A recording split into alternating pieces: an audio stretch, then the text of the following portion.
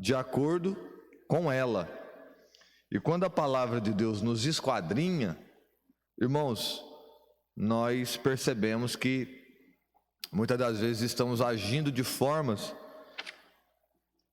e combatendo de forma errada.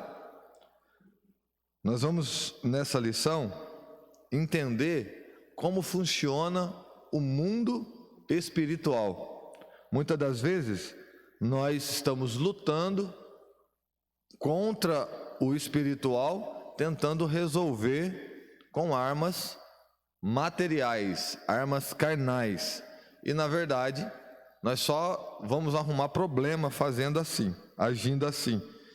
Mas essa lição de hoje, ela vem nos ensinar o que nós devemos fazer para combatermos o mundo espiritual. Vamos aprender muito, tem muito a se falar, mas não temos tempo, né? Então nós estaremos falando assim alguma coisa do mais principal, e os irmãos que se interessarem podem dar continuidade no estudo nos seus lares. Nós vamos ler a leitura bíblica em classe, irmãos. Neemias, para quem não tem a revista, Neemias, capítulo, está em 2 textos. Neemias capítulo 4, versículo 8 ao versículo 20, e 1 João, capítulo 4, versículo 4, e depois capítulo 5 e versículo 5. Eu vou ler o primeiro versículo. Os irmãos têm revista aí? Tem, William? Os irmãos que tiver no microfone aí, cadê o microfone? Está aí? Está aqui. Então, vamos acompanhar a leitura bíblica em classe, que é o texto de Neemias, capítulo 4, versículo 8 ao versículo 20. Eu vou ler o versículo 8 do capítulo 4, depois o presbítero William continua. Leia para nós o texto, por favor. Versículo 8 diz assim: E ligaram-se entre si todos para virem atacar Jerusalém e para os desviarem do seu intento. Versículo 9, a seguir pode ler. Porém, nós oramos ao nosso Deus e pusemos uma guarda contra eles, de dia e de noite, por causa deles. Então disse Judá: já desfaleceram as forças dos acarretadores, e o pó é muito, e nós não poderemos edificar o muro. Então disse Judá: já desfaleceram as nossas forças e acarretaram dos acarretadores e do pó de muitos, e nós não poderemos edificar o muro. Disseram, porém, os nossos inimigos: nada saberão disso, nem verão até que entremos no meio deles e os matemos, assim faremos cessar a obra. E sucedeu que, vindo os judeus que habitavam entre eles, 10 vezes nos disseram que, de todos os lugares, tornavam a nós. Pelo que pus guardas nos lugares baixos, por detrás do muro, e nos altos, e pus o povo, pelas suas famílias, com as suas espadas, com suas lanças e com seus arcos. E olhei, e levantei-me, e disse aos nobres, e aos magistrados, e aos restos do povo: não os temais, lembrai-vos do Senhor, grande e terrível, e pelejai pelos vossos irmãos, vossos filhos, vossas mulheres e vossas casas. E sucedeu que, ouvindo os nossos inimigos, que já o sabíamos, e que Deus tinha dissipado o conselho deles, todos voltamos ao muro, cada um à sua obra. E sucedeu que desde aquele dia, metade dos meus moços trabalhava na obra, e outra metade deles tinha as lanças, os escudos, os arcos, as couraças, e os chefes estavam por detrás de toda a casa de Judá, os que edificavam o muro, e os que traziam as cargas, e os que carregavam, cada um com uma mão fazia a obra, e a outra tinha a arma. E os edificadores, cada um traziam a sua espada cingida aos lombos, e edificavam, e o que tocava a trombeta estava junto comigo.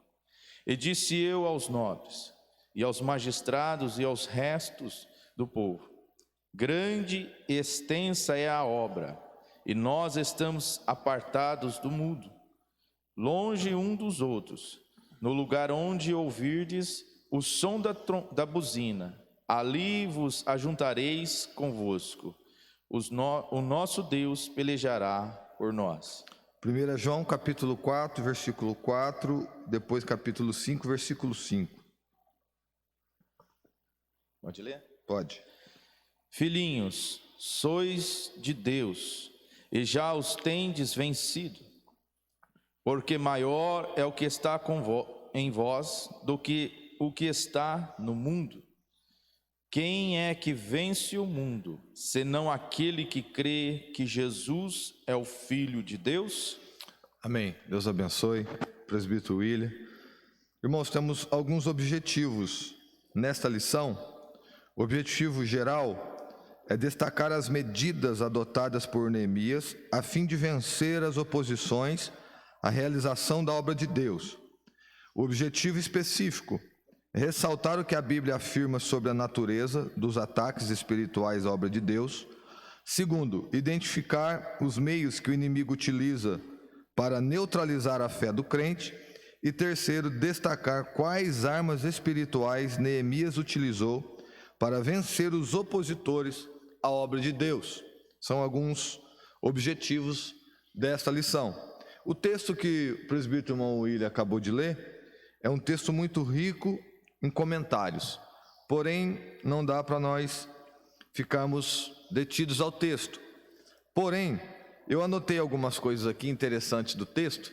Estou vendo aqui o nosso professor, presbítero irmão Lucas, e não sabia do teu aniversário dessa semana, tá? Então, aqui aproveitar, né?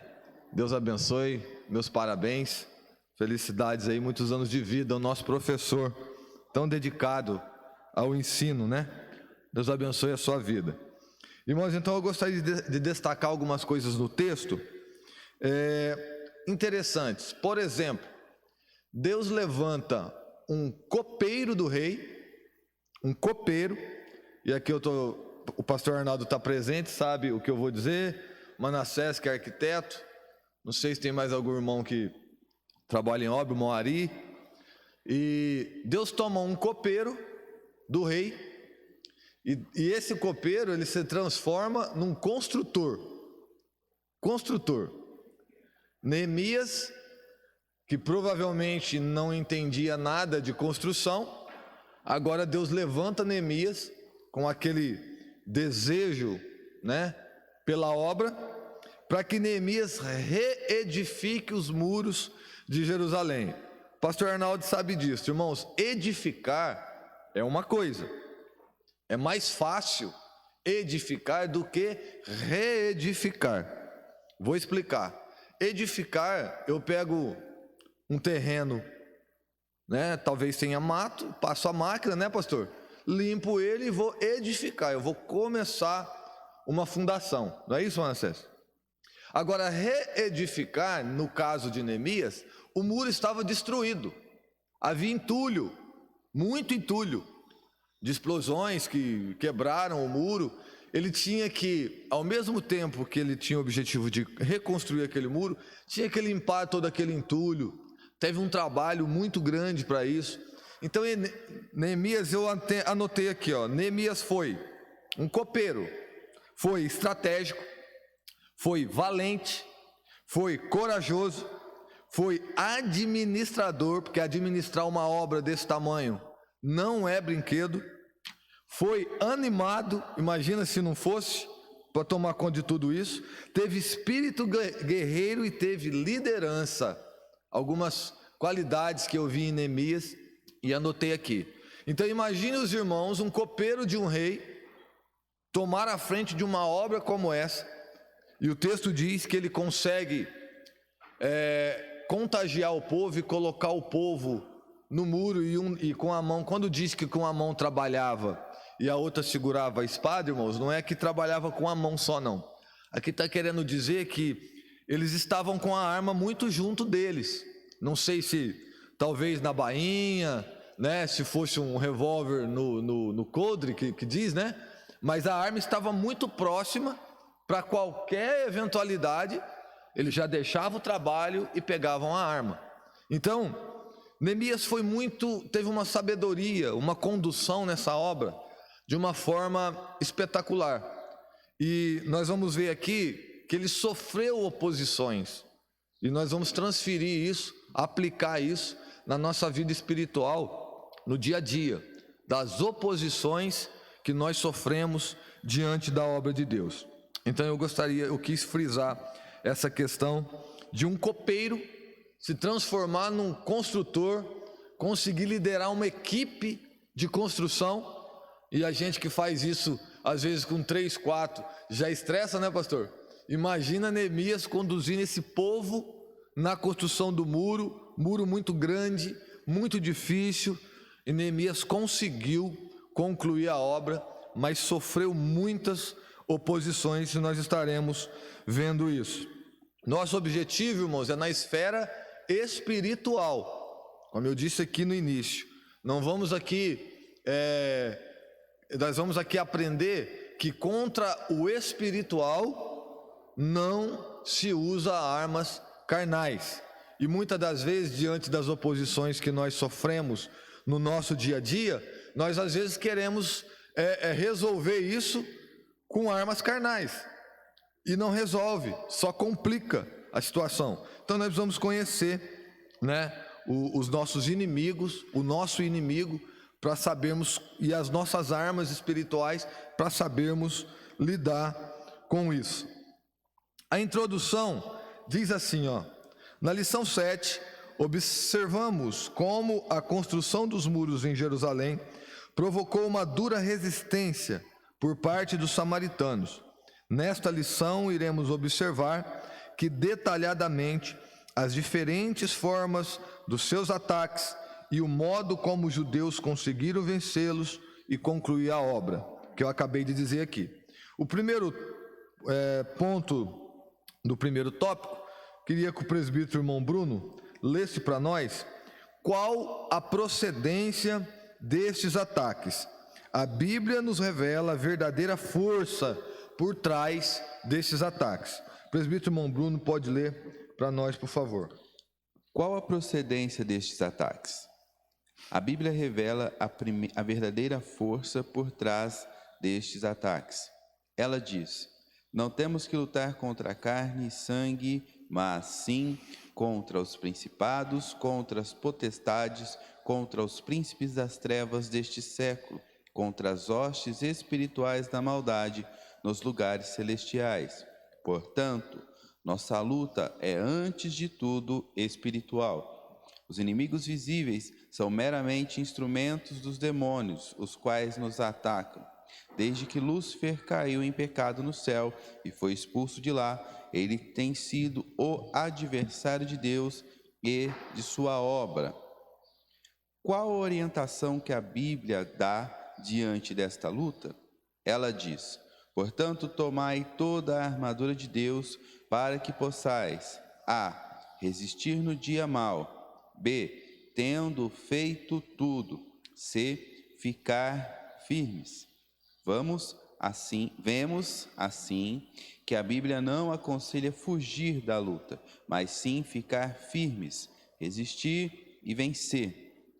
Nesta luta contra o mundo invisível, a arma mais eficaz é a fé. A Bíblia diz: quem é que vence o mundo, senão aquele que crê que Jesus é o Filho de Deus? Por isso, a Bíblia aconselha: milita a boa milícia da fé, toma posse da vida eterna. Pela fé, experimentamos a operação do Espírito Santo em nossa vida. Jamais devemos permitir que alguma coisa venha abalar a nossa fé, porque sem fé é impossível agradar-lhe. Devemos não temer, mas crer somente. Não deis lugar ao diabo. Amém, irmão Bruno? Aguenta um pouquinho aí. Pastor Edson, lê para nós, por favor, 1 Pedro, capítulo 5, verso 8. Adversário de Deus e de sua obra. 1 Pedro, capítulo 5, versículo 8, só para nós entendermos um pouquinho esse primeiro assunto. 5 e 8.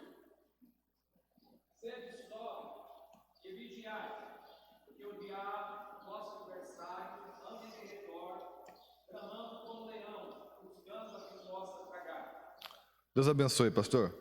Irmãos, a palavra Satanás, nós vamos ver aqui sobre o adversário, mundo espiritual.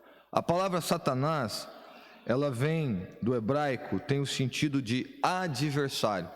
Todas as vezes que falamos que a Bíblia se refere ao nosso inimigo como Satanás, quer dizer adversário. A palavra diabo quer dizer acusador.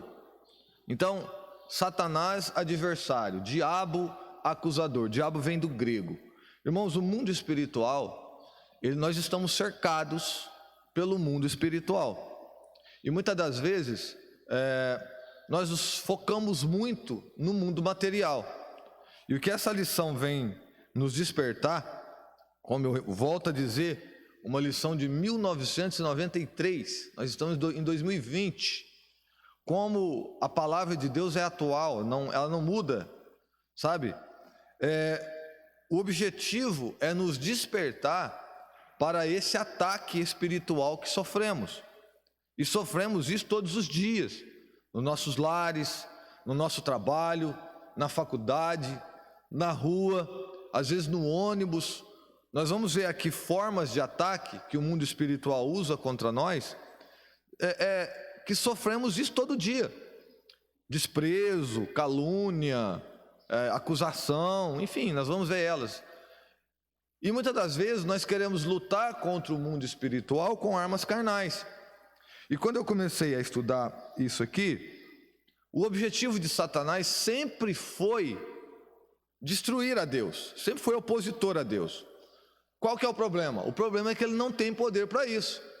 Ele não tem força para isso, ele não consegue fazer isso. Porque Deus é muito maior do que o diabo. Então o que ele faz? Qual a sua estratégia? Atacar a criação de Deus. Irmãos, quem aqui é pai sabe, muitas coisas nós suportamos porque é conosco.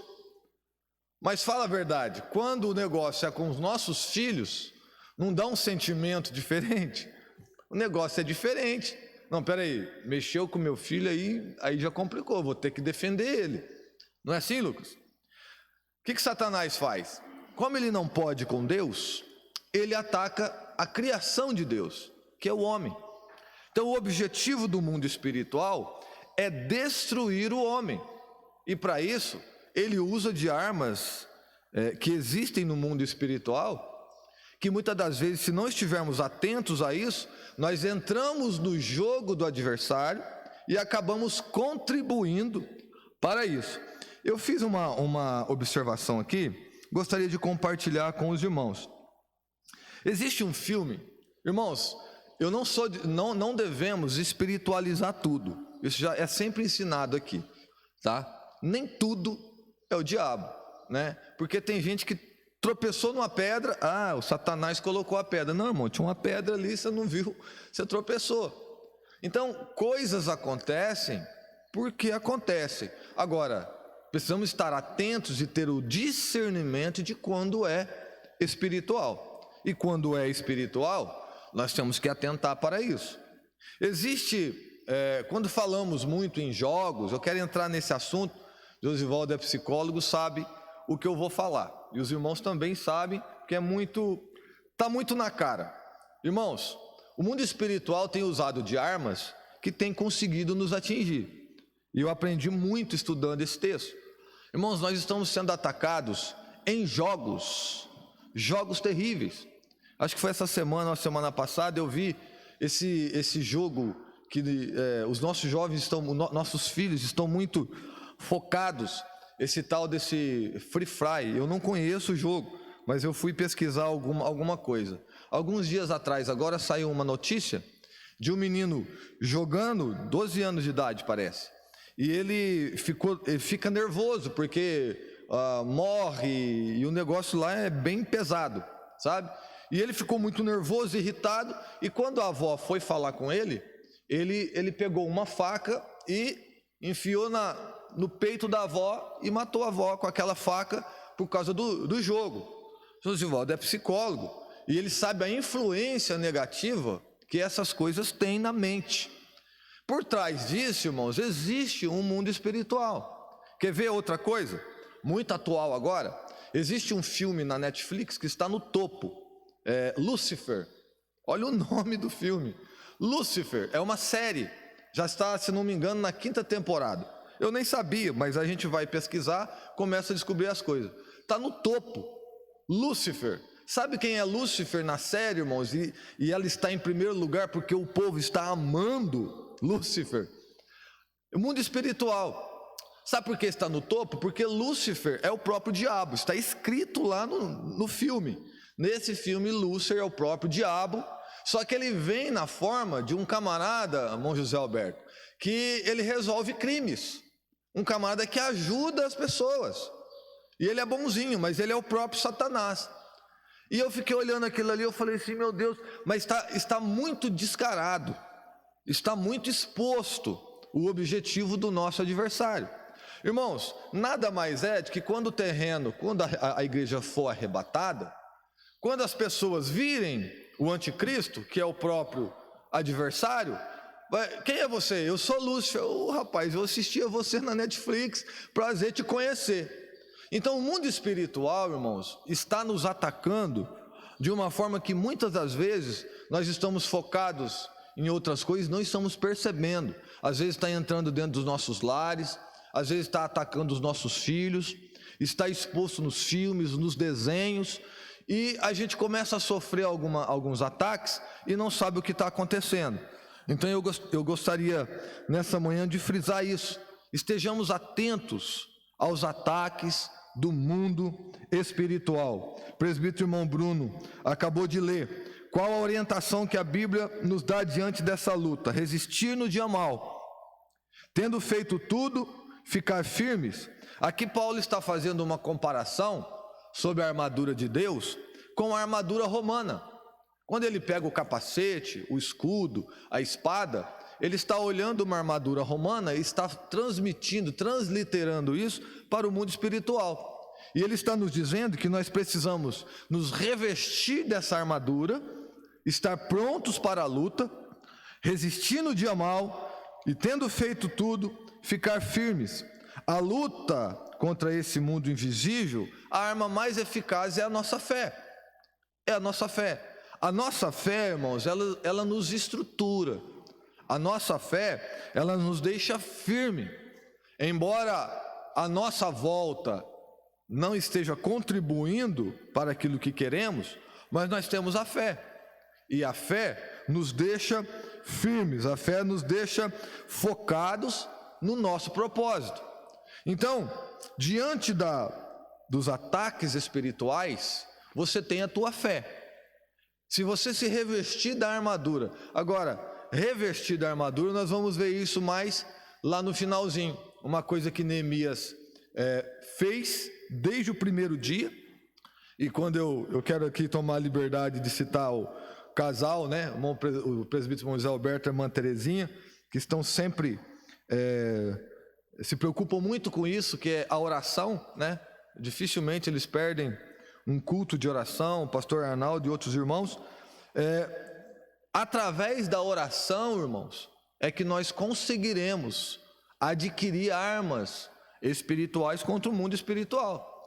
Se não tivermos essa comunhão, o presbítero irmão Bruno trouxe uma palavra aqui algumas terças atrás sobre isso. Se não tivermos essa ligação, essa comunhão íntima com Deus através da oração, nós não vamos conseguir adquirir essa armadura espiritual. E sem ela, estamos vulneráveis aos ataques do adversário. Nesta luta, as armas devem ser espirituais. O item 4 do primeiro tópico. 2 Coríntios, capítulo 10, versículo 4. Só as armas espirituais atingem e alcançam os reais inimigos, os demônios. Esses são os nossos inimigos do mundo espiritual. As armas carnais só nos prejudicam, pois muitas das vezes levam-nos a dar lugar ao inimigo. Acabei de falar isso aqui. Então, é um resumo aqui do primeiro tópico, porque eu quero me deter mais agora no segundo tópico, que são as armas que eles usaram contra Neemias. Diz assim, o inimigo procura atingir a nossa fé. O inimigo ataca com a arma do desprezo. Presbítero irmão Lucas, lê para mim, por favor, a arma do desprezo que eles usaram para atacar Neemias. Observe isso, se nós não somos atacados com essa arma todos os dias. O inimigo ataca com a arma do desprezo. Diziam: que fazem estes fracos judeus? De fato, em nós mesmos somos fracos. Paulo disse: quando estou fraco, então sou forte.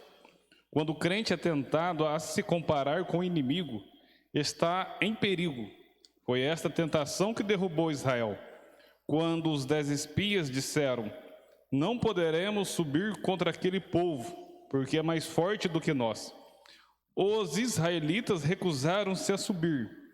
Recusaram-se a dar ouvidos à mensagem de fé transmitida por Caleb, que dizia: certamente prevaleceremos contra ela.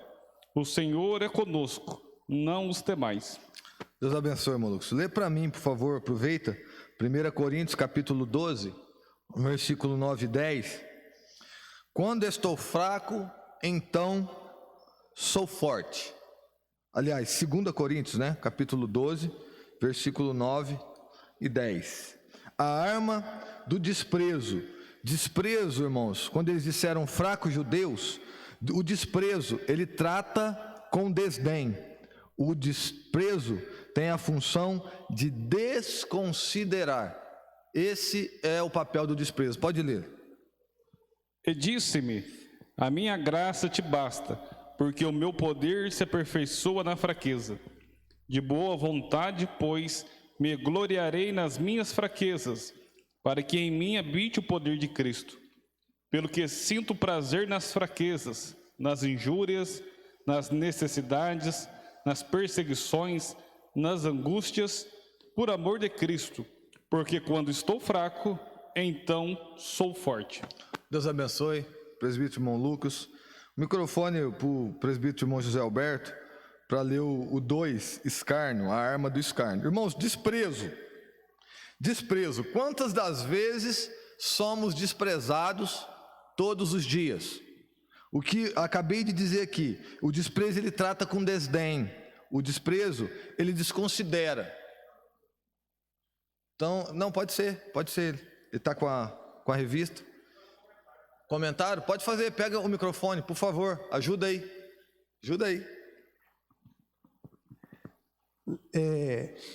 Na verdade, a gente não vê em nenhuma ciência, nem na medicina, nem na teologia, nem na filosofia, um dizer desse. Quando eu estou fraco, eu estou forte. Aí eu acredito que o apóstolo Paulo era um homem muito conhecedor da lei, e ele foi lá para a filosofia para entender isso, porque só na ciência interna, na teologia que a gente vê isso. Quando eu estou fraco, eu estou forte. Por quê? Entendemos aqui que quando eu estou fraco, quando Josivaldo percebe que ele está fraco, ele fala para o pastor: eu preciso de ajuda. Meu irmão professor Fabiano, eu preciso de ajuda, eu estou fraco, então eu estou forte. É como ele mesmo na filosofia fala que a maior ignorância do ser humano é ignorar suas próprias ignorâncias. Aí ele fala: eu só sei que nada sei. E ele continua, e aí ele vem para a Bíblia e dizendo: quando eu estou fraco, eu estou precisando das tuas misericórdias, Deus.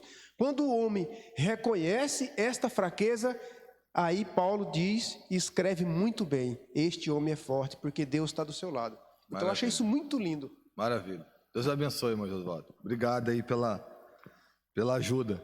Irmãos, a arma do desprezo, ela vem para nos desconsiderar, ela vem para nos desdenhar. E quantas as vezes você já sofreu esse desprezo todos os dias, na tentativa de te diminuir, na tentativa de dizer que você não é nada? Se nós olharmos para a Bíblia Sagrada, nós vamos ver que Esaú usou o desprezo na sua primogenitura. Está em Gênesis 25 e 34. Os filhos de Belial desprezaram Saul na sua chamada, em 1 Samuel, capítulo 10, versículo 27. Quantos não se lembram do desprezo que Golias teve por Davi? Quando olhou para Davi, o desprezou, o desdenhou, o desconsiderou. Você não é nada, você não é ninguém para mim. Tá? Está em 1 Samuel 17, 42. Jesus foi desprezado por Herodes, em Lucas 23 e 11. E pelos judeus, Isaías 53 e 3 e João 1 e 11. O desprezo, ele vem na tentativa de nos desanimar. E quantas vezes você está empenhado numa obra, o pastor diz assim: meu filho, toma conta do departamento tal, você vai trazer uma palavra, de repente chega alguém: rapaz, nem pregar você sabe, isso é muito ruim, te ouvir é a pior coisa que existe. Então, desprezando a pessoa como se a pessoa não fosse ninguém. Esse era o objetivo do inimigo, tentar desfalecer Neemias e desfalecer o povo. Mas o apóstolo Paulo vem, como o presbítero irmão Josvaldo disse, e já usa a fraqueza como força. Quando eu estou fraco, quando eu me sinto e eu me vejo fraco, na verdade, eu estou forte. Então, a verdade, irmãos, é uma só. Quando somos desprezados pelo adversário e nos sentimos pequenos, nos sentimos incapazes, nos sentimos na condição de não conseguir fazer, é onde nós buscamos ajuda e procuramos em Deus um reforço. E quando tomamos essa atitude de procurar em Deus a ajuda, na verdade, nós estamos nos fortalecendo, estamos fortes. Então, não se preocupe com o desprezo. Eles tentaram jogar, no caso dos espias, o povo se recusou por causa da palavra de 10 homens que não estavam na posição que Deus queria. Irmão José Alberto, lê para nós: o inimigo ataca com a arma do escárnio. É outra arma, irmãos. Trata-se de uma arma que os inimigos da obra de Deus têm usado em todos os tempos. Quando os servos de Deus sofrem escárnio, são tentados a ficarem desanimados. Todavia, devemos lembrar de que isso é o que os fiéis sempre tiveram que suportar. Hebreus 11, 36, Salmo 35, 15 e 16, Salmos 44, 13 e 14. Nem mesmo Jesus escapou do escárnio. Ele disse: se chamaram Beelzebu ao pai de família, quanto mais aos seus domésticos. Isto faz parte da cruz que devemos aceitar quando seguimos a Jesus. Os que são carnais procuram escapar do escândalo da cruz. José Alberto, lê Mateus, capítulo 20, versículo 19. Irmãos, escarnecer, eu anotei aqui, as palavras estão interligadas, tá? Uma está de mão dadas com a outra. A palavra escarnecer quer dizer zombar, tratar com desprezo. Nós acabamos de ver o desprezo. E escarnecer é tratar com desprezo, é zombar da pessoa ou daquilo que ela está fazendo. Mateus 20, 19. E o entregarão aos gentios para que dele escarneçam e o açoitem e crucifiquem. E ao terceiro dia ressuscitará. Está vendo, irmãos?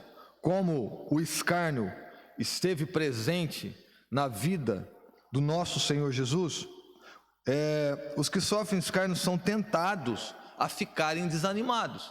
Então, quando alguém escarnece, quando o inimigo usa essa arma de escarnecer de alguém, o objetivo é desanimar aquela pessoa.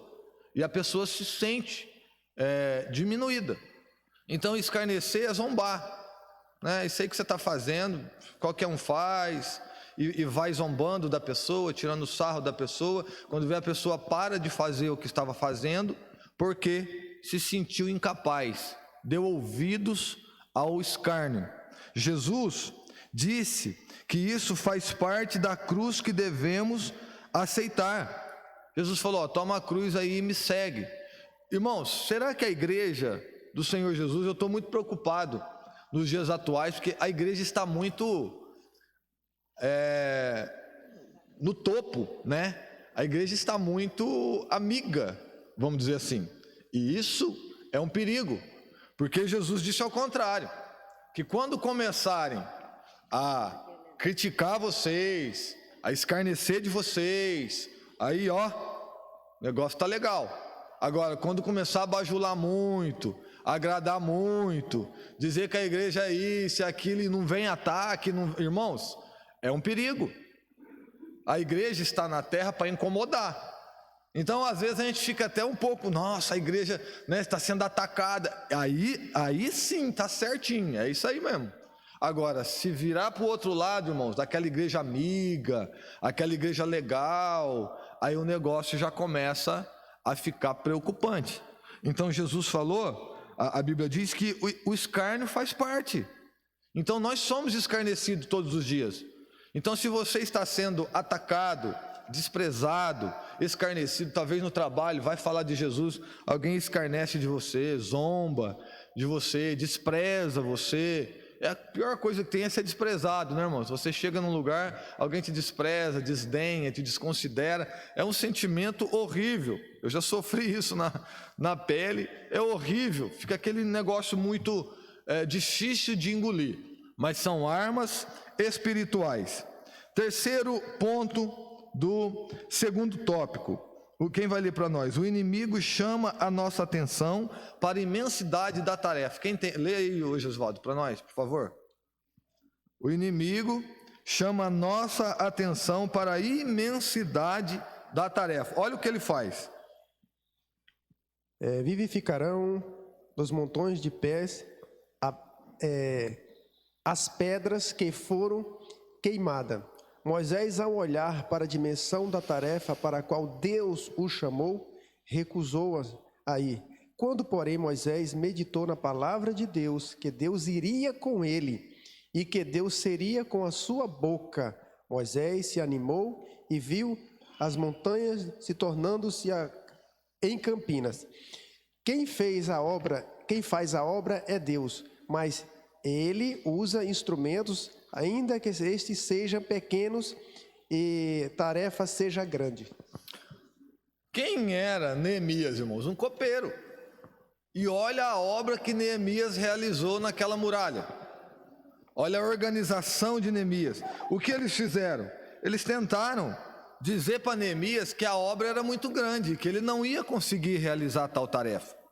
Disseram isso para Neemias: espera aí, você está dizendo para nós que você vai pegar dos montões de pó, ó, já falou, os montões de pó, devia ter caminhões de pó ali, você vai pegar dos montões de pó as pedras queimadas, quer dizer, desprezou mais ainda, vai mexer com pedra queimada, rapaz?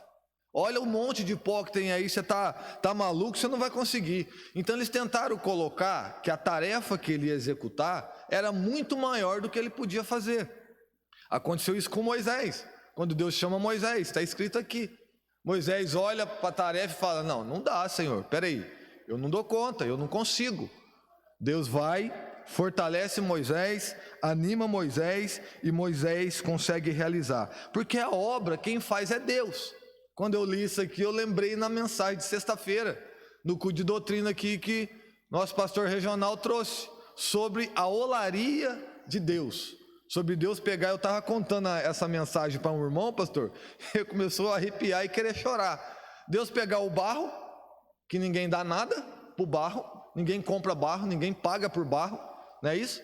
Deus pegar um barro lá que não serve para nada, que é comum, e Deus conseguir transformar esse barro em um vaso para que ele possa usar na sua obra. Nós estamos aqui hoje, somos barro, mas Deus tem trabalhado em nós, nos melhorado a cada dia. Então quem realiza a obra é Deus. independente da obra que vai ser realizada, independente do chamado, independente da condição que eu tenho, eu preciso acreditar que quem está fazendo é Deus na minha e na tua vida. Então, muitas das vezes o inimigo vem tentar nos tirar desse foco. Você não consegue, rapaz, olha para você, o pastor mandou você fazer isso aí, você é muito ruim para isso. E vem, irmãos, essas palavras vêm. E acredite você, não vem de muito longe não, vem do teu lado às vezes. Quem está ali com você, andando com você, são os primeiros a tentar te desanimar. Então, creia que a obra é grande, mas quem te capacita é o Senhor Jesus, e você vai conseguir concluir a construção. Ô, irmão, professor Fabiano, e o que mais interessa nessa questão é que o inimigo sabe dessa situação, e essa questão do desprezo, da palavra, a psicologia trabalha muito como? De tentar tirar essa negatividade da vida do indivíduo. Por quê? Por isso que os pais nunca devem amaldiçoar o filho. É por isso que a Bíblia diz, você quer corrigir o teu filho? Dá uma chineladinha nele, pega uma vara, corrige, porque isso não vai para o subconsciente da criança. Agora você chega para uma criança, despreza, fala assim, você não vai conseguir nunca. Aí ele passou aquilo ali, só que ficou guardado no subconsciente. Quando a criança está grandinho já, adulto, ele fala, realmente, qualquer coisa que der errado numa empresa, você não está fazendo... Aí vem na subconsciente, realmente meu pai disse, a minha mãe disse que não vale nada. Olha. Ele vai só afundando. Então, isso é pior do que se bater. Um pastor chegar e falar assim, você não consegue nada, rapaz. Você não consegue nem trazer uma mensagem, você não sabe nada. Um membro fala, pastor, você não sabe nem pregar. Isso machuca mais do que um tapa na cara. E o inimigo usa essa ferramenta e a gente tem que saber dar a volta por cima, que não é dessa forma. Então, é uma agressão ao psicológico, né? Exatamente. Não está batendo fisicamente, mas está agredindo o psicológico. Isso vai influenciar no desenvolvimento daquela pessoa como ser, como cidadão, como ser humano. Irmãos, eu falei para os irmãos, o assunto essa lição é muito grande. Eu acho que é a lição que mais teve tópicos, teve assunto, é muito grande. Vamos, já 15 para as 10, vamos falar de mais uma. O inimigo usa contra nós boatos e mentiras. Essa aqui eu gostaria de fazer uma observação nela. Lê para nós, pastor Arnaldo, tem a leitura aí? Lê para nós, o inimigo usa contra nós boatos e mentiras. Esteja atento a isso, irmãos. Os samaritanos espalhavam calúnias contra Neemias, dizendo que ele planejava constituir-se rei. Tudo isto para amedrontar os judeus e assim atingi-los em sua fé em Deus. Neemias respondeu, de tudo o que dizes, coisas nenhuma sucedeu, mas tu do teu coração o inventas. Paulo escreveu, tornando-nos recomendáveis em tudo, por honra e por desonra, por infâmia ou por boa fama. Jesus aconselhou aqueles que sofreram acusações mentirosas, alegram-se, exultarem e não atentarem para que se fala deles. Amém, pastor. Deus abençoe. Irmãos, o tal do boato e a tal da mentira, quando é usada contra o servo de Deus, tem um testemunho, eu ouvi de um pastor isso, e que ele teve um pastor, ele participou desse caso, que alguém acusou esse pastor de adultério. Estou falando aqui de boatos e mentiras, dentro do contexto da aplicação. E acusou esse pastor de adultério. Irmãos, é muito fácil. Eu não estou falando aqui daqueles que praticam, porque aqueles que praticam não é mentira e não é boato. Ele está praticando mesmo. Eu estou falando aqui de uma arma que o inimigo usa para tentar atingir e derrubar alguém que está empenhado na obra de Deus. E o boato e a mentira é um perigo para tirar a pessoa do foco, da obra. E alguém chegou e acusou esse pastor de adultério. E essa moça que fez isso, Era uma moça da igreja que desejava, olhava para o pastor com outros olhos, mas o pastor nunca deu margem para ela. Mas um dia, essa moça era enfermeira, né? Estou vendo a irmã Terezinha aqui da área da saúde. Essa moça era enfermeira. E esse pastor um dia foi internado para uma cirurgia.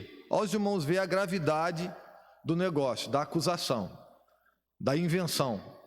E ele foi ir na maca, adormecido. Ela era a enfermeira. E ela viu que o pastor tinha uma cicatriz na sua coxa, de infância. E ela fez o quê? Acusou que o pastor estava em adultério com ela, na igreja. E quando ela fez isso, todo mundo se levantou e falou: não, o pastor não faz isso. A esposa dele disse: jamais, o meu esposo não faz isso. Ela disse assim: eu posso provar. Na coxa dele tem uma cicatriz. Imediatamente, imagina para a esposa, que conhece o seu esposo. Ela sabia que tinha cicatriz na coxa dele. Conclusão: o pastor foi excluído, perdeu a sua família. Depois de 20 anos, ele estava morando só, numa casa bem distante, no mato. Aquela moça estava com câncer na cama, para morrer. E convidou o pastor da igreja da época, o presidente, que excluiu aquele pastor, para que fosse lá. E quando ele foi, ela confessou. Ela disse: eu gostava dele, e eu trabalhava no hospital, e eu vi uma cicatriz nele e usei isso para atacar ele. E aquele pastor presidente imediatamente tomou a comitiva e foi atrás dele. Quando chegou lá, ele estava só, e ele disse assim: nós cometemos um erro, porque demos ouvido a ela, ela mentiu, ela inventou, e nós estamos aqui para devolver o seu ministério. Ele disse assim: pastor, não precisa, porque a coisa mais importante, vocês não podem me devolver mais. Eu perdi a minha família, eu perdi o meu nome, eu perdi a minha honra, eu perdi tudo. Então, irmãos, o boato e a mentira é uma arma, e nós temos que tomar cuidado com isso, porque a tendência é já acreditarmos na primeira coisa que alguém diz. Essa é a nossa... O Josivaldo está aí. O ser humano tem essa tendência. Quando alguém chega e diz alguma coisa, a gente já fala: não, mas ele é isso, ele é aquilo. Nós já julgamos a pessoa. Isso está em nós. Está em nós. É por isso que nós temos que orar muito e melhorar a cada dia. Mas o boato e a mentira, eles tentaram derrubar Neemias. Rapaz, você está querendo ser rei, você vai tomar o povo, você vai tomar o reinado, na tentativa de jogar o rei contra Neemias. E Neemias vem e diz assim: o que vocês estão dizendo é para tentar amedrontar o povo, vocês estão querendo me desmerecer, mas nada disso é verdade. E o mais importante, o povo acreditou em Neemias. Então já imaginou se o povo não acredita? Estava parada a obra. Irmãos, o tempo não dá. O inimigo usa como arma a astúcia. Tem aí, pastor Edson? Lê para nós. A arma da astúcia e a arma das ameaças. Pode ler os dois, para nós já ganharmos tempo para podermos encerrar a lição. A arma da astúcia e a arma das ameaças. O inimigo usa... os 5, Fabiano? Isso. O inimigo usa como arma a astúcia. Os samaritanos convidaram os judeus para juntos se congregarem nas aldeias. Porém, intentavam fazer mal a Neemias. Insistiram na proposta, mas o convite foi repetidamente recusado por Neemias. Estou fazendo uma grande obra, não poderei descer. 6. O inimigo usa como armas as ameaças. Os inimigos dos judeus ameaçaram guerrear contra eles, a fim de espalharem medo e pânico entre o povo de Deus. Porém, dizia Neemias: oramos ao nosso Deus e pusemos guarda contra eles. Os judeus não atacaram o samaritano, mas defenderam a sua área de trabalho. Vixe, eles não atacaram, mas eles defenderam a sua área de trabalho. Ele diz assim: não fui eu só que orei, nós oramos ao nosso Deus. Ameaças. Quantas ameaças você sofre, irmão? Quantas? Astúcia. Sabe o que é astúcia, irmão? Até anotei aqui, astúcia é tentar infiltrar, descobrir nossos segredos. É um fingimento. Astúcia. Sabe o que eles fizeram? O muro já estava concluído. Aí eles mandaram carta: ô Neemias, Ó, astúcia. Ô Neemias, venha para as aldeias, vamos congregar juntos. Até então estava tentando destruir ele. Quando ele conclui a obra, eles mandam a carta. Está concluindo a obra, ele manda a carta. Vem para cá, vamos congregar juntos, vamos fazer. Neemias fala assim, rapaz, eu estou fazendo uma boa obra, como é que eu vou deixar a obra para ir aí? O que eles queriam, na verdade, é que Neemias fosse até lá, porque eles queriam matá-lo. Esse é o objetivo real deles, matar Neemias, destruir Neemias. Neemias não dá ouvidos àquela astúcia. Tomemos cuidado, irmãos, com essa arma chamada astúcia. É aquela pessoa que vem, né, com fingimento, conhecendo os teus segredos, a tua intimidade, entra na tua casa e vai devagarinho, quando você percebe, o negócio já aconteceu. A astúcia, a ameaça. Então, agora vamos para encerrar bem rapidinho. Eu vou até pedir para alguém ler direto, porque é um assunto só, para nós encerrarmos a lição. Quem pode ler para nós? Ari, irmão William, quem não leu ainda? Lucas, lê para nós, Lucas, por favor. Qual o segredo da vitória? Agora nós vamos ver o segredo da vitória. O que Neemias fez? O que o povo fez? Pode ler, irmão Lucas. Os judeus venceram porque tinham certeza de que estavam na vontade de Deus.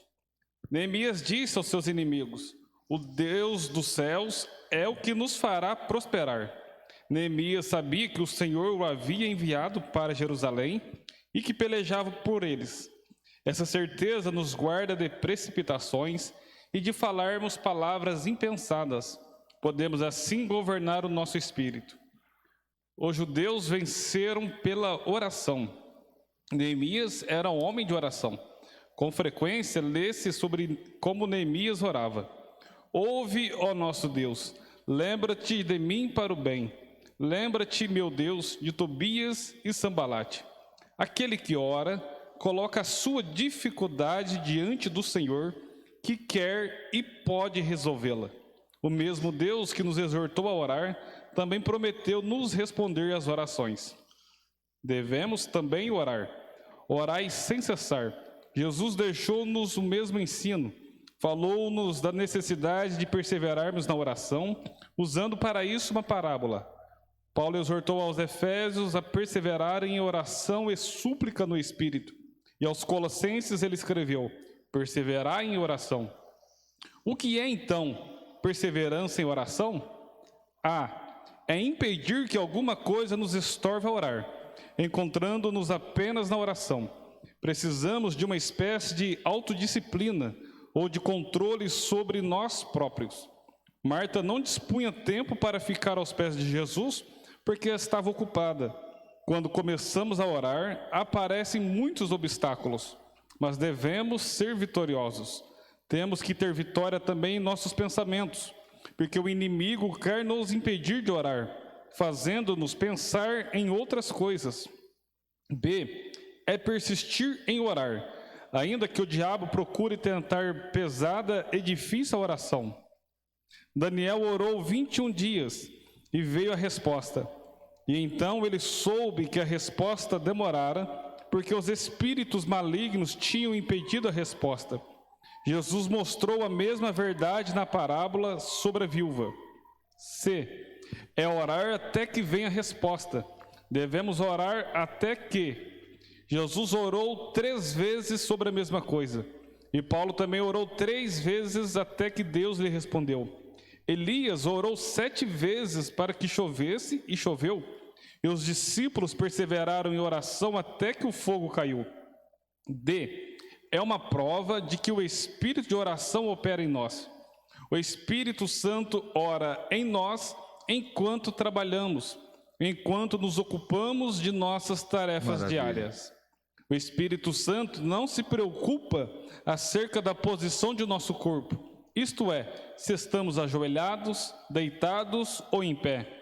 Isto é o segredo de estarmos sempre orando, da liberdade ao Espírito, e levar-te-á para esta gloriosa vida de oração. Aleluia! A vitória é nossa pelo sangue de Jesus. Amém. Irmãos, eu aprendi que tem algumas coisas que dispensa comentário, né?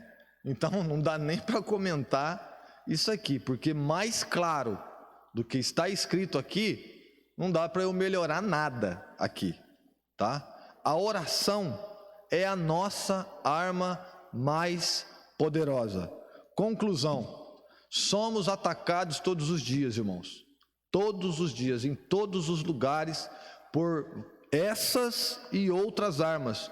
Tem um subsídio teológico que a gente tem, e tem outras armas, mas não dá para trazer aqui, tá? Então, só para concluir, nós somos atacados por vários tipos de armas do nosso adversário.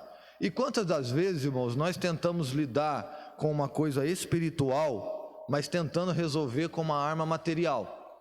É um filho, é um esposo, é uma esposa, é um vício. Então, muitas das vezes, nós estamos sendo atacados com armas espirituais. Existem, na esfera espiritual, irmãos, existem demônios. Se os nossos olhos fossem abertos agora, nós ficaríamos horrorizados com a esfera espiritual. Anjos e demônios. Agora, se nós não entrarmos por esse caminho da oração, igual Neemias fez, igual o povo fez, para descobrirmos em Deus, tá? As forças vêm de Deus, para conseguirmos vencer essas coisas, nós vamos lutar, e muitos têm tentado lutar e têm ficado pelo caminho. Então, atentemos para essa excelente lição de hoje, né? Que a palavra de Deus nos dá. Lutemos contra o mundo espiritual com armas espirituais: oração, jejum, consagração, leitura da palavra de Deus. Devemos estar firmes e constantes, porque quando formos atacados, nós teremos escudo, nós teremos espada, nós teremos capacete, nós estaremos preparados para resistir às astutas tentativas do nosso adversário. Então, que Deus abençoe a todos os irmãos nesta manhã. Muito obrigado por essa oportunidade, e eu volto a palavra ao nosso diretor, presbítero irmão William. Deus abençoe a todos.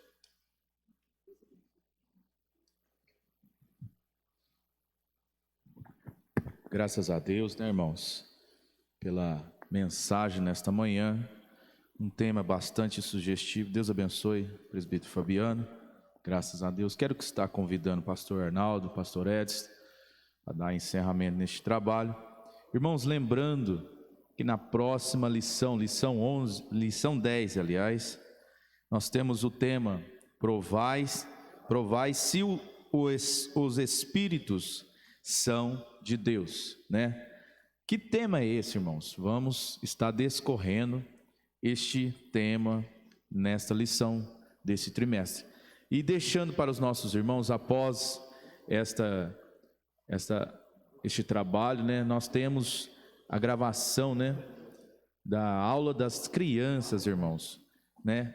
Entre lá, né, compartilhe para as nossas crianças um alimento espiritual. Nós temos no canal da nossa igreja, né, para que os irmãos possam desfrutar do ensino para as nossas crianças. Deus abençoe, até o próximo domingo, que os irmãos sejam agraciados por esta mensagem e um alimento espiritual para as nossas vidas. Deus abençoe. Pastor. Meus irmãos, a paz do Senhor. Irmãos, não esquecendo que hoje, graças a Deus, né, nós temos o nosso culto presencial e ao mesmo tempo também online. Vai ser 5, 6 e 15 e 7 e meia, né, como nós estávamos fazendo. E eu peço aos irmãos que respeitam sua faixa etária, para que nós não viemos passar do número, né, dos irmãos que pode estar aqui, 30%. Então, 5, 6 e 15 e 7 e meia, tá bom? Deus abençoe os irmãos, já pedindo também que domingo que vem, irmão, é o primeiro domingo do mês, nós estaremos aqui pós a escola dominical. Depois das 10, nós temos a nossa consagração. Pastor Edson. Meus irmãos, a paz do Senhor Jesus. Nós não tivemos a reunião em São Bernardo, irmão, mas nós atualizamos todos os dados da Secretaria, Tesouraria, os dados da Secretaria de Missões, E só uma informação para os irmãos que é relevante, importante, é que aqui em Mococa, irmão, nós temos hoje em Mococa, as nossas congregações, são 8 congregações, aqui no município de Mococa, né, que pertence aqui ao município. Então, hoje, nossa igreja aqui em Mococa está com 772 membros, isso é atualizado, sem contar os congregados. E eu estava pensando, né, nesta bênção de Deus, é uma cidade que Deus tem abençoado o nosso ministério aqui, meus irmãos. 772 membros, não nos gloriamos nisso, gloriamos na cruz de Cristo, né? Mas Deus tem dado ao ministério, à igreja aqui em Mococa, esta vitória, esta bênção. E eu estava vendo aqui, o Fabiano encerrou, já vou encerrar, não? Mas ele falando do perigo, né, irmão? O samaritano convidando os judeus para ir congregar com eles em aldeias. Tomar muito cuidado, irmãos, porque hoje está assim, né? Sai pessoas do nosso meio e já começa a convidar os irmãos para congregar, desrespeitando aquilo que ele foi investido nele aqui, irmão. Não tendo um pingo de consideração com a igreja que cuidou dele. Então, os irmãos tomam cuidado, porque o samaritano está por aí convidando, né? Vamos agradecer a Deus, meus irmãos? Muito cuidado. Vamos orar. Senhor Jesus, nós te agradecemos pela tua palavra, Senhor. Oh, glória a Deus. Possamos valorizar, Pai, aquilo que o Senhor tem dado a esse ministério. É para a glória do seu nome, não nos gloriamos nisso, Senhor.